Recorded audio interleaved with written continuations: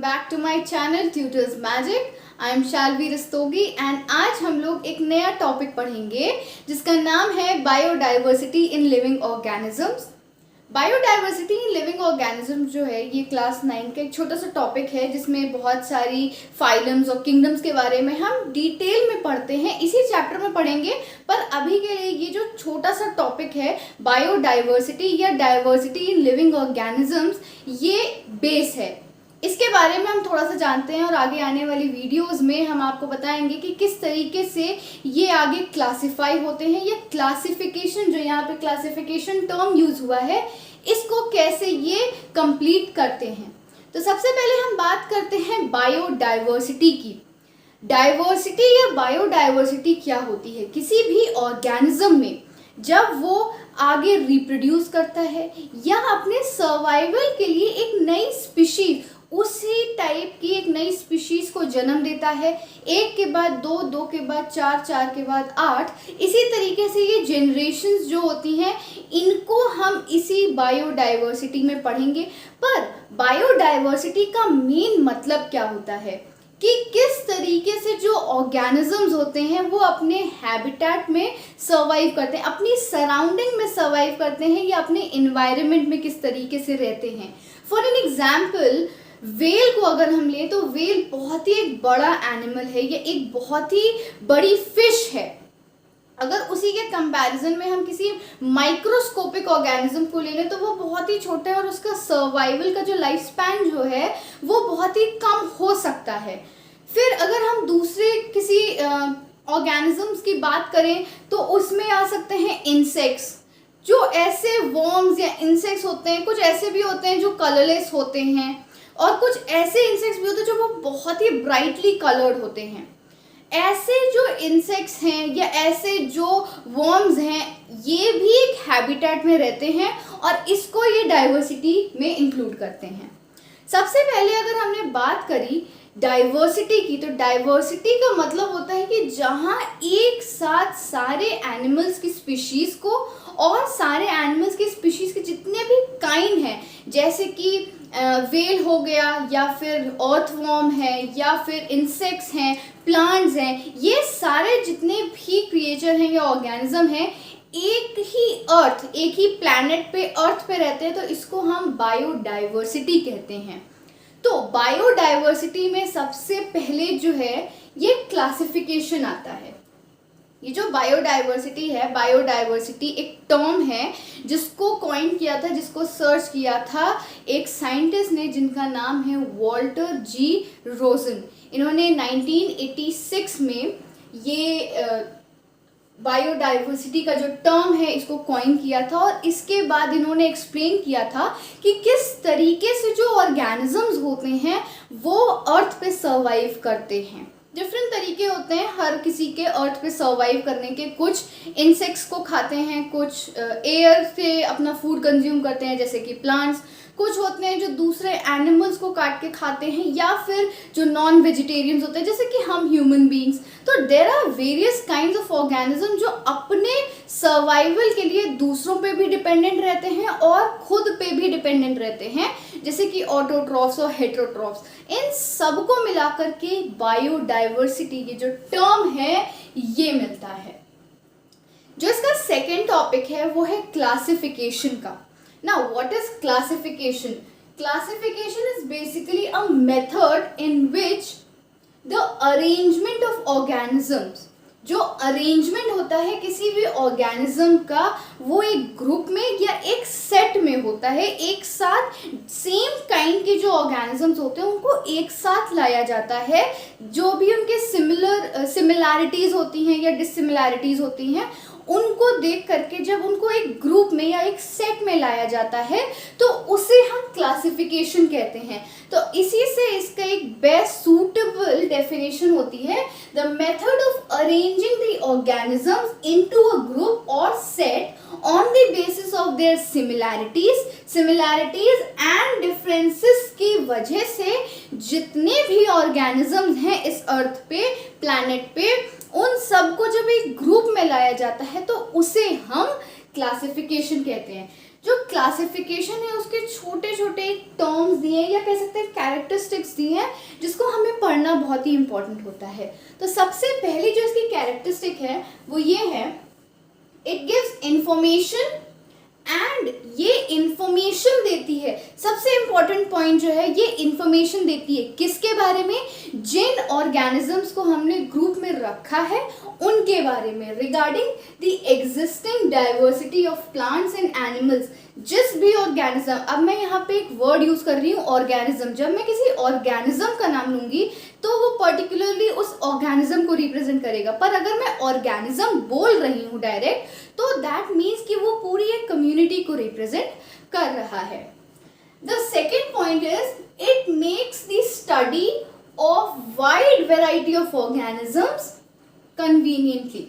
That means कि ये क्या करता है, ये एक स्टडी को पॉसिबल होने में मदद करता है। दैट मीन्स अगर कोई स्टडी कोई साइंटिस्ट करेगा तो कैसे करेगा, इन्हीं की मदद से होगा। जब कोई ऑर्गेनिज्म एक ग्रुप में आ जाता है तो उसको स्टडी करना बहुत ही इजी होता है, बजाय हर एक ऑर्गेनिज्म को अलग अलग स्टडी करना। तो ये बहुत ही कन्वीनियंट मेथड है, क्लासिफिकेशन का जो मेथड है वो बहुत ही ज़्यादा कन्वीनियंट है।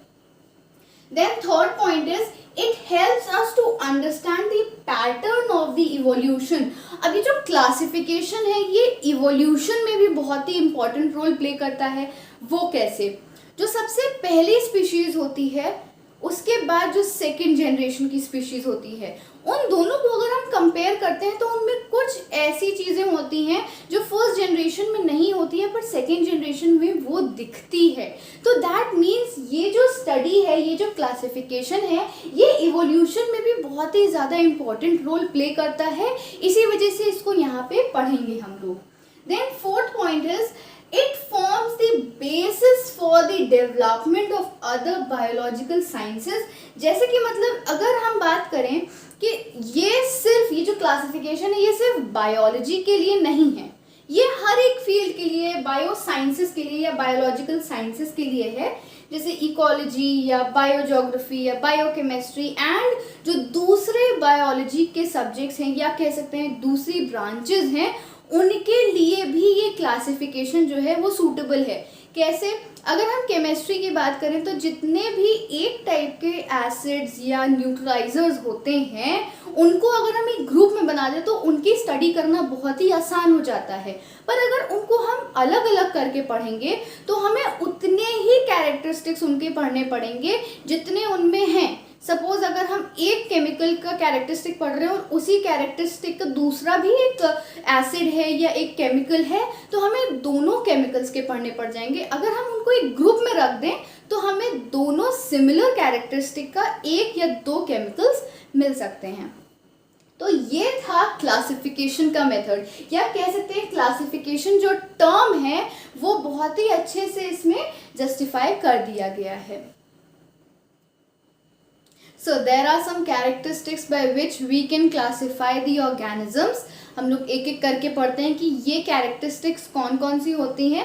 There are basically 5 characteristics in which we can classify them। First one is the complexity of the cell structure। Second one is the body structure। Third is the mode of nutrition। The fourth one is the level of organization and the fifth one is the functional organization। अब ये जो 5 characteristics होती हैं ये एक एक करके हम लोग पढ़ते हैं और इसमें जानते हैं कि आखिर होता क्या है। सबसे पहला जो है वो नाम से ही समझ में आ रहा है, complexity of the cell structure. That means जो इसका सेल का स्ट्रक्चर है वो कितना सिंपल या कितना कॉम्प्लेक्स है वो डिसाइड करता है इसके क्लासिफिकेशन में। अगर किसी भी सेल का स्ट्रक्चर जो है वो कॉम्प्लेक्स होता है, just as the eukaryotic cell, that means eukaryotic cells जो कि सेल मेम्ब्रेन से बाउंड होते हैं, अगर वो सेल स्ट्रक्चर कॉम्प्लेक्सिटी दिखा रहा है दैट मीन्स कि उसको एक डिफरेंट कैरेक्टरिस्टिक या एक डिफरेंट क्लासिफिकेशन में रखा जाएगा। अगर वो प्रोकैरियोटिक सेल है, prokaryotic cell in the sense कि अगर उस सेल की जो वॉल है या सेल मेम्ब्रेन है वो किसी भी सेल मेम्ब्रेन से बाउंड नहीं है, सेल जो है वो किसी भी सेल मेम्ब्रेन से बाउंडेड नहीं है, दैट मीन्स वो प्रोकैरियोटिक है और उसको एक अलग क्लासिफिकेशन में रखा जाएगा। और इसी से पता चलता है कि तो कॉम्प्लेक्सिटी ऑफ सेल स्ट्रक्चर में ये यूकैरियोटिक और प्रोकैरियोटिक सेल्स जो होते हैं वो बहुत ही इंपॉर्टेंट रोल प्ले करते हैं। इसीलिए इसमें एक पॉइंट दिया हुआ है, the difference in the cell structure forms the basic characteristic, मतलब कि जो भी यूकैरियोटिक या प्रोकैरियोटिक दोनों सेल्स हैं उनका बेसिक स्ट्रक्चर ही इस क्लासिफिकेशन में सबसे ज़्यादा हेल्पफुल है। The second one is the body structure. Body structure जो होता है वो बहुत ही इम्पॉर्टेंट होता है किसी भी ऑर्गेनिज्म में। अगर किसी भी ऑर्गेनिज्म का दो ऑर्गेनिजम्स के बॉडी स्ट्रक्चर सेम है तो उसको एक क्लासिफिकेशन में रख दिया जाएगा, जैसे कि the organisms can be found as the single cell, that means unicellular, और multicellular, that means the group of cell या सेट ऑफ सेल्स। तो ऐसे सेल्स जो कि या तो सिंगल होते हैं या ग्रुप में होते हैं, that means the unicellular cells, और द मल्टीसेल्युलर ऑर्गेनिजम्स जो होते हैं वो होंगे अगर, तो उनको दो अलग अलग क्लासिफिकेशन में रखा जाएगा। The third one is the mode of nutrition. अब हम लोग को पता है there are only two types of mode of nutrition, one is the autotrophic and the second one is the heterotrophic. The autotrophic organisms जो होते हैं, ये ऑर्गेनिजम्स क्या करते हैं, ये प्लांट्स पे होते हैं, या ये प्लांट्स जो होते हैं ये अपने आप पे डिपेंडेंट होते हैं फॉर देयर सर्वाइवल एंड उनके फूड के लिए। ये किस तरीके से करते हैं, ये by the process of photosynthesis अपना फूड प्रोडक्ट जो होता है वो बनाते हैं और देन उसको कंज्यूम करते हैं। अगर उसी के ऑपोजिट देखा जाए हेटेरोट्रॉफ्स, तो जो हेटेरोट्रॉफ्स होते हैं वो दूसरे ऑर्गेनिजम्स या तो वो एनिमल्स पे या दूसरे ऑर्गेनिजम्स पे डिपेंडेंट होते हैं for their survival and food. तो इनका जो मोड ऑफ न्यूट्रिशन होता है वो बहुत ही ज़्यादा ज़रूरी होता है। The fourth one is the level of organization of the body. Now, what is the meaning of level of organization of body? इसका simple meaning ये होता है, it is different in all the organisms, like the plants have the different tissue.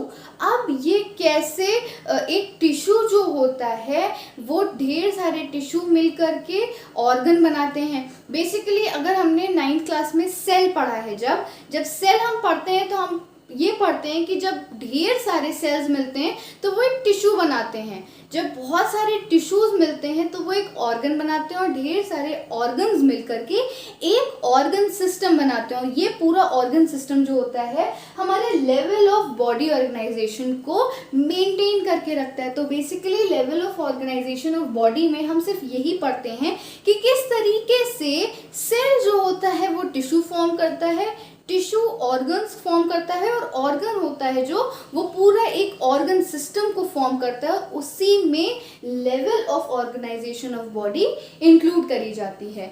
The last point is functional organization. अब इसका क्या, functional organisation का क्या मतलब होता है? फंक्शनल ऑर्गेनाइजेशन का मतलब होता है कि जो ऑर्गेनिजम्स हैं ये किस तरीके से एनवायरनमेंट में फंक्शन कर रहे हैं। Now for an example, amoeba जो है वो एक बैक्टीरिया टाइप का है, और बैक्टीरिया जो होता है वो किस तरीके से मूव करता है, ये मूवमेंट और लोकोमोशन पे ही डिपेंडेंट होता है। फॉर एन एग्जांपल, अगर मैंने आपसे अभी बताया कि अमीबा का मैंने लिया एग्जांपल, अमीबा जो है वो स्यूडोपोडिया की मदद से मूव करता है या लोकोमोशन करता है। ओके, सो ह्यूमंस जो होते हैं वो भी मूवमेंट या लोकोमोशन करते हैं, बट जो प्लांट्स होते हैं वो सिर्फ और सिर्फ मूवमेंट करते हैं। दैट मीन्स उनके जो भी इनर सब्सटेंसेस होते हैं, जो भी फूड प्रोडक्ट्स वो प्रोड्यूस करते हैं, वो from the top to the bottom वो ट्रैवल करते हैं। दैट मीन्स उनमें इनसाइड अंदर ही अंदर मूवमेंट होती है, बट वो प्लांट एक्चुअल में कहीं मूव नहीं कर पाता है। And that is the main difference between movement and locomotion. Locomotion में आप एक जगह से दूसरी जगह शिफ्ट हो सकते हैं, but in movement you can only only move your body parts, जिस तरीके से हम ह्यूमंस एक जगह पे खड़े होकर के अपने बॉडी पार्ट्स को मूव कर सकते हैं, उसी तरीके से एनिमल्स भी कर सकते हैं।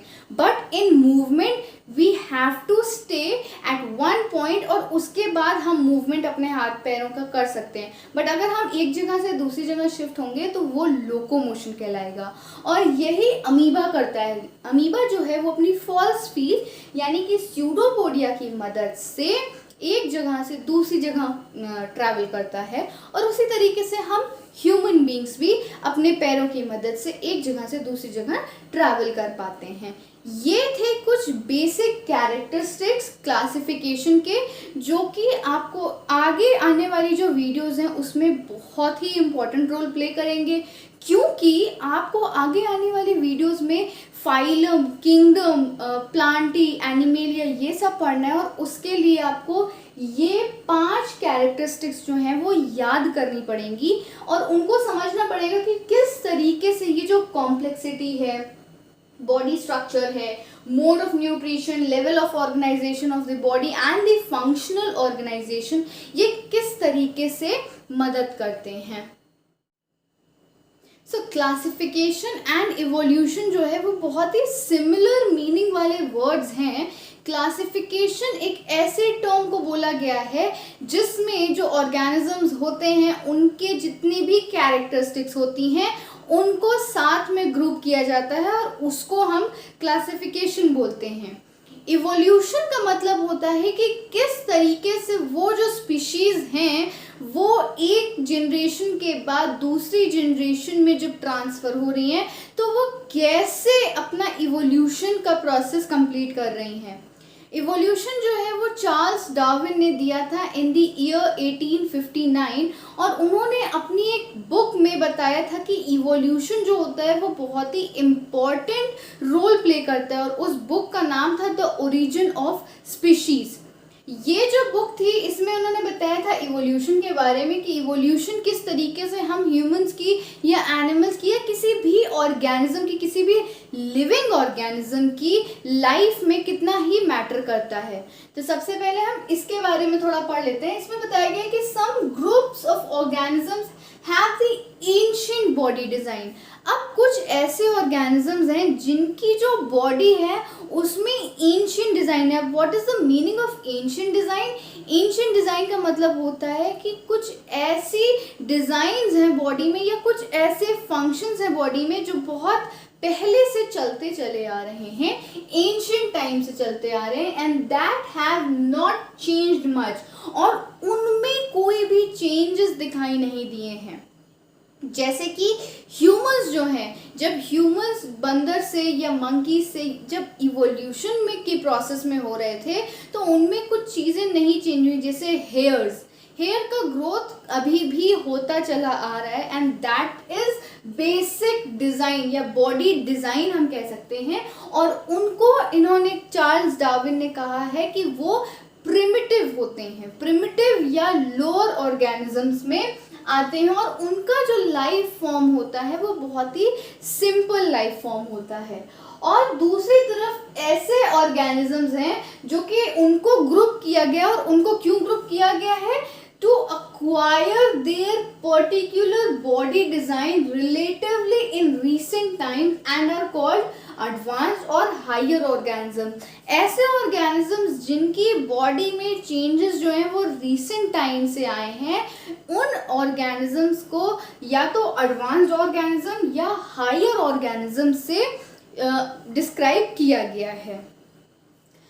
इस क्लासिफिकेशन एंड इवोल्यूशन के टॉपिक में सिंपल सी एक डेफिनेशन या एक सेंटेंस दिया हुआ है जिसका मतलब है the complexity in design is increasing over evolutionary times. अब इसका मतलब क्या होता है? इसका मतलब ये होता है कि जब कॉम्प्लेक्सिटी जो है बॉडी डिज़ाइन दोनों में, या तो वो प्रिमिटिव या तो वो एडवांस, दोनों में जब बॉडी डिज़ाइन इंक्लूड हो रहा है तो जो उसकी कॉम्प्लेक्सिटी है, जो उसके बॉडी डिज़ाइन का स्ट्रक्चर है, वो इवोल्यूशन के प्रोसेस में आ रहा है, ये इवोल्यूशनरी टाइम्स में वो चेंजेस उसमें दिख रहे हैं। And thus it is correct to से कि जो पुराने ऑर्गेनिजम्स हैं या ओल्डर ऑर्गेनिजम्स हैं वो सिंपल हैं, उनका जो बॉडी स्ट्रक्चर है वो बहुत ही सिंपल है, पर जो यंगर ऑर्गेनिज्म जो अभी अभी नई जनरेशन है वो उनकी जो बॉडी का स्ट्रक्चर है वो काफ़ी ज़्यादा कॉम्प्लेक्स है। तो यहाँ पे क्लासिफिकेशन और इवोल्यूशन को चार्ल्स डार्विन ने इतना ही एक्सप्लेन करा था, और आगे उन्होंने बताया था कि किस तरीके से ये किंगडम्स में और फाइलम्स में आगे फर्दर डिवाइडेड हैं, जो कि आगे आने वाली वीडियोस में मैं आपको समझाऊंगी। आई होप आपको ये वीडियो समझ में आई हो, ये टॉपिक समझ में आया हो। अगर आया हो तो please hit that like button and please subscribe to my channel. और अगर कोई भी कंफ्यूजन है तो आप कमेंट्स नीचे कर सकते हैं, मैं आपकी वहाँ पे भी सॉल्व कर दूंगी। Thank you so much students.